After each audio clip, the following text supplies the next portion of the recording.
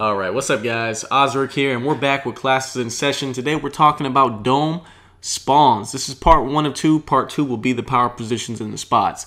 Dome is one of these weird maps. It's so small that you have to be extremely conscious of the spawns and how far you push up.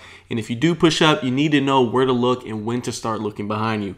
Memorizing the spawn points is how you learn that. So what I've done is I went ahead and outlined every spawn point for domination, TDM, and kill confirmed. Obviously, if you're playing something else, there could possibly be a few spawn points that I've missed. But in general, these are the main areas that they're going to pop up at. And I want to tell you guys some of the most common ones. If you look on one side is red, the other side is blue.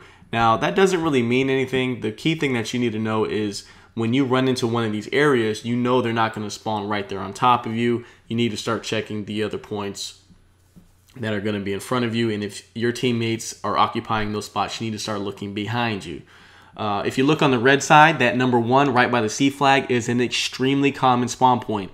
That one, along with the red number 2, they pop up there all the time. Usually when they're getting spawn trapped on C, that's where you need to look. They will always pop up down there. When the spawn flips, you do have to start watching out for blue number 2 and 3, as well as the red number 7. Those are also very, very common spawn points. That red number 7 is a key spawn point that you have to watch out for. When you have the A flag and you're looking towards Charlie, oftentimes they'll spawn behind you. A lot of times they can even spawn inside of that circular building by blue 4 and 5. So those are a lot of the key spawn points you got to watch out for. One thing I also want to tell you guys, if you're spawning on red 4 or red 3, immediately turn around and look at red 7, because that means an enemy is pushing up into the B domination building, and that's the only reason why you would spawn outside.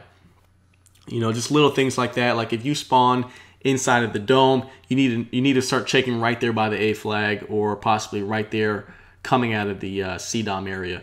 But let's go ahead and take a little walkthrough. I know most of you guys are visual creatures. If you're anything like myself, I like to physically see where these spawn points are. So let's talk about it.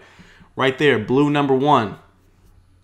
Blue number 2 is right here, kind of by the starting spawn points. They don't spawn there too often, but it's possible. Also, blue 3. Right here inside this little round circular dome building, 4 and 5 across from it. If you didn't know, they do spawn on both sides of that dome, and they are common spawn points.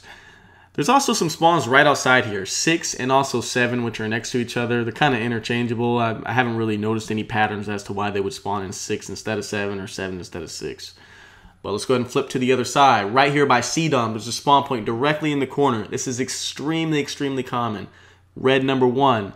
You go right down this little hallway here facing this opening.